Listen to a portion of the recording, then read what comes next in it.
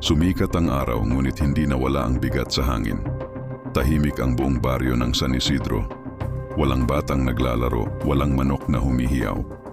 Para bang pati ang araw ay natatakot sumikat ng maliwanag. Sa ilalim ng punong mangga, nakaupo si Ramel, pinupunasan ang kanyang tabak na pilak.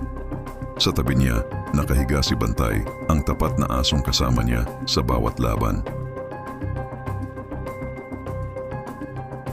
Lumapit si Aling Maria, ang ina ng batang Marita na nawawala. Manunodis, kung hindi mo siya maisasalba, pag-isiguro na hindi siya magiging isa sa kanila. Tumango si Ramel, hindi nangako ng buhay, pero nangako ng hustisya.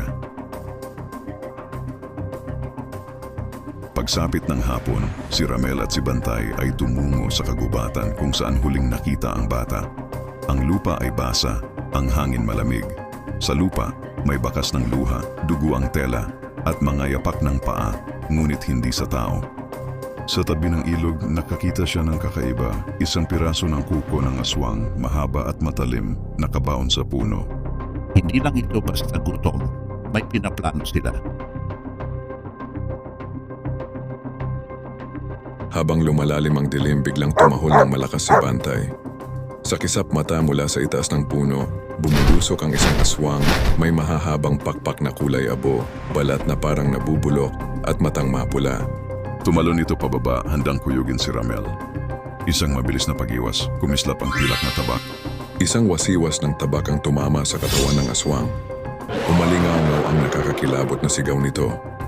Mapapahamak ka, anak ng manunugis. Hindi lang ako ang naririto, papalapit na sila. Dugwang umatras ang aswang, lumipat pabalik sa dilim ng kagubatan. Humigop si Ramel ng hangin, tumingala. Nakita niya, ilang pares ng matang pula sa malayo, nakatingin nagmamasid. Bumalik sila sa baryo, tinipon ni Kapitan Luis ang mga tao sa maliit na kapilya. May darating na panganib. Ang sinumang ayaw lumaban, manatili sa loob ng bahay at huwag bubuksan ang pinto kahit marinig ang iyak ng mahal niyo. Sa gitna ng katahimikan, dumating at tumayo si Ramel. Bago matapos ang gabing ito, hindi na sila ang manghuhuli, tayo ang maghahanap.